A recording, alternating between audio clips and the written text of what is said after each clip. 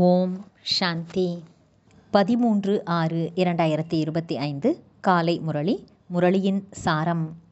பாபா இன்னைக்கு சொல்கிறார், இனிமையான குழந்தைகளே, இந்த எல்லையற்ற விளையாட்டில் ஆத்மா என்ற நடிகராகிய நீங்கள் நடிப்பை நடிப்பவர் ஆகிறீர்கள். உங்களுடைய இருப்பிடம் இனிமையான அமைதியான வீடு, ஸ்வீட் சைலன்ஸ் ஹோம் ஆகும். இப்போது அங்கே போக வேண்டும். இனிமையான குழந்தைகளே, இந்த எல்லையற்ற விளையாட்டில் ஆத்மா என்ற நடிகராகிய நீங்கள் தங்கள் பாகத்தை நடிக்கிறீர்கள். உங்கள் இருப்பிடம் இனிமையான அமைதியான வீடு, ஸ்வீட் சைலன்ஸ் ஹோம் ஆகும். இப்போது அங்கே போக வேண்டும். கேள்வி: நாடகம் என்ற விளையாட்டை யார் சரியான முறையில் தெரிந்திருக்கிறார்களோ அவர்களின் வாயிலிருந்து எத்தகைய வார்த்தைகள் வெளிப்படாது? பதில்: இது இப்படி நடக்கவில்லை என்றால் அப்படி நடந்திருக்கும், இது இப்படி நடந்திருக்கக்கூடாது, இது போன்ற சொற்களை நாடகத்தை அறிந்தவர்கள் கூற மாட்டார்கள். இந்த நாடகம் என்ற விளையாட்டு பேன் ஊறுவது போல நகர்ந்து கொண்டே இருக்கிறது என்று குழந்தைகளாகிய நீங்கள் அறிவீர்கள். இதில் எது நடக்கிறதோ அனைத்தும் நாடகத்தில் நிச்சயிக்கப்பட்டுள்ளது. எதற்கும் கவலைப்பட வேண்டிய அவசியம் இல்லை. ஓம் சாந்தி. பாபா எப்போது குழந்தைகளுக்கு தனது அறிமுகத்தை தருகிறாரோ அப்போது குழந்தைகளுக்கு அவர்களுடைய அறிமுகம் கிடைத்து விடுகிறது. அனைத்து குழந்தைகளும் நீண்ட காலம் தேக உணர்வில் இருக்கிறார்கள். ஆத்ம உணர்வு அடைந்தால் பாபாவின் உண்மையான அறிமுகம் கிடைக்கும். ஆனால் நாடகத்தில் அவ்வாறு இல்லை. பகவான் இறை தந்தை என்றும் படைப்பவர் என்றும் கூறுகிறார்கள். ஆனால் அவரை பற்றி அறியவில்லை. சிவலிங்கத்தின் சித்திரமும் உள்ளது. ஆனால் அவர் இவ்வளவு பெரிய ரூபத்தில் இல்லை. உண்மையாக சரியான முறையில் தெரிந்து கொள்ளாத காரணத்தால் பாபாவை மறந்துவிட்டார்கள். தந்தை படைக்கக்கூடியவர், நிச்சயமாக புது உலகத்தை படைப்பார் என்றால் நிச்சயமாக குழந்தைகளாகிய நமக்கு புது உலகத்தின் ராஜ்யத்தின் சொத்து கிடைக்க வேண்டும். சொர்க்கத்தின் பெயர் கூட பாரதத்தில் பிரசித்தமாக உள்ளது. ஆனால் எதையும் புரிந்து கொள்ளவில்லை. யாராவது இறந்து விட்டால் சொர்க்கத்திற்கு போய்விட்டார் என்று கூறுகிறார்கள். இப்போது அவ்வாறு நடக்கிறதா? இப்போது நாம் அனைவரும் தாழ்ந்த புத்தி உள்ளவராக இருந்தோம் என்று புரிந்து கொள்கிறீர்கள்.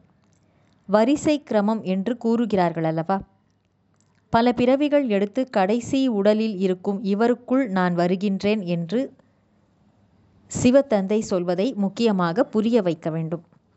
இப்பொழுது நாம் அவருடைய குழந்தைகள், பிராமணர்கள் ஆகிவிட்டோம் என்று குழந்தைகள் புரிந்து கொள்கிறார்கள். பாபா எவ்வளவு காலமாக புரிய வைத்து கொண்டிருக்கிறார்? இல்லை என்றால் பாபாவை புரிந்து கொள்ள ஒரு நொடி போதும். என்னை நினைத்தால் உங்களுடைய விகர்மங்கள் அழியும் என்று பாபா கூறுகிறார். நிச்சயம் ஏற்பட்டுவிட்டால் எந்த விஷயத்திலும் கேள்வி எழாது. சாந்தி தாமத்தில் இருந்தபோது தூய்மையாக இருந்தீர்கள் என்று பாபா புரிய வைத்திருக்கிறார். இந்த விஷயங்களை கூட நீங்கள் தான் பாபாவிடம் கேட்கிறீர்கள். வேறு யாரும் கேட்க முடியாது. ஆத்மாக்களாகிய நாம் எங்கே வசிக்கக்கூடியவர்கள் என்று நீங்கள் அறிகிறீர்கள். நாடகத்தில் நடிக்கக்கூடியவர்கள் நாங்கள் இந்த இடத்தில் வசிக்கக்கூடியவர்கள் என்று கூறுவார்கள். ஆடையை மாற்றிக்கொண்டு மேடையில் வருவார்கள். இப்பொழுது நாம் இங்கே வசிக்கக்கூடியவர்கள் இல்லை என்று நீங்கள் புரிந்து கொள்கிறீர்கள். இது ஒரு நாடக சாலையாகும். நாம் மூலவதனத்தில் வசிக்கக்கூடியவர்கள் என்பது இப்போது உங்கள் புத்தியில் புரிகிறது. அதற்கு ஸ்வீட் சைலண்ட் ஹோம், இனிமையான அமைதியான இல்லம் என்று பெயர். இதைத்தான் அனைவரும் விரும்புகிறார்கள். ஏனென்றால் ஆத்மா துக்கத்தில் உள்ளதல்லவா? எனவே நாம் எப்படி வீடு திரும்புவது என்று அனைவரும் கேட்கிறார்கள். வீட்டை பற்றி தெரியாததால் அலைந்து கொண்டிருக்கிறார்கள். நீங்கள் இப்பொழுது அலைவதிலிருந்து விடுபடுகிறீர்கள். இப்பொழுது வீட்டுக்கு உண்மையில் செல்ல வேண்டும் என்று குழந்தைகளாகிய உங்களுக்கு தெரிந்துவிட்டது. நான் ஆத்மா எவ்வளவு சிறிய புள்ளியாக இருக்கின்றேன். இதுவும் அதிசயமே. இதற்கு இயற்கை என்று பெயர். இவ்வளவு சிறிய புள்ளியில் எவ்வளவு பாகம் நிறைந்திருக்கிறது. பரமபிதா பரமாத்மா எவ்வாறு நடிக்கிறார் என்பதை நீங்கள் அறிந்து கொண்டீர்கள். எல்லோரையும் விட முக்கியமான நடிகர் அவர்தான். செய்ய வைப்பவர் அல்லவா? ஆத்மாக்களாகிய நாம் சாந்தி தாமத்தில் இருந்து வருகிறோம் என்பதை இனிமையிலும் இனிமையான குழந்தைகளாகிய நீங்கள் புரிந்திருக்கிறீர்கள். ஆத்மாக்கள் எதுவும் புதியதாக வந்து சரீரத்தில் நுழைவது இல்லை. ஆத்மாக்கள் அனைத்தும் இனிமையான வீட்டில் வசிக்கின்றன. அங்கிருந்து நடிப்பதற்காக கீழே வருகின்றன. அனைவரும் நடிக்க வேண்டும். இது விளையாட்டாகும்.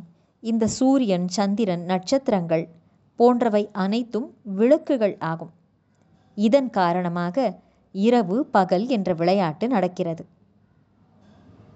பலர் சூரிய தேவதாய நமக, சந்திர தேவதாய நமக என்று கூறுகிறார்கள். உண்மையில் இவை எதுவும் தேவதைகள் அல்ல.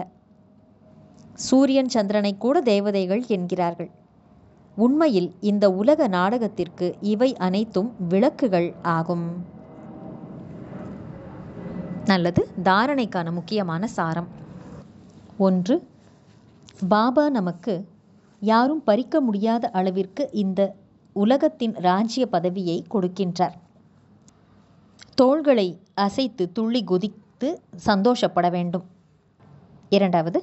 வெற்றி மாலையில் மணியாக வர வேண்டும் என்றால் உயிருடன் இருந்தபடியே இந்த பழைய உலகத்தில் இருந்து இறந்து விட வேண்டும். பாபாவின் நினைவின் மூலம் விகர்மங்களை அழித்து விட வேண்டும். வரதானம். தனது சக்திசாலியான ஸ்திதியின் மூலம் அனைவரின் சுபமான விருப்பங்களை பூர்த்தி செய்யக்கூடிய மகாதானி ஆகுக. விளக்கம். கடைசியில் வரக்கூடிய ஆத்மாக்கள் சிறிதளவு அடைந்தாலே திருப்தி அடைவார்கள். ஏனெனில் அவர்களுடைய பாகமே துளி அளவு அடைவதாகும். ஆக அப்படிப்பட்ட ஆத்மாக்களுக்கு அவர்களுடைய பாவனைக்கான பலன் கிடைத்து விட வேண்டும். ஒருவரும் வஞ்சிக்கப்பட்டு விடக்கூடாது. இதற்காக இப்பொழுதில் இருந்தே தனக்குள் அனைத்து சக்திகளையும் நீங்கள் சேமித்து கொள்ளுங்கள்.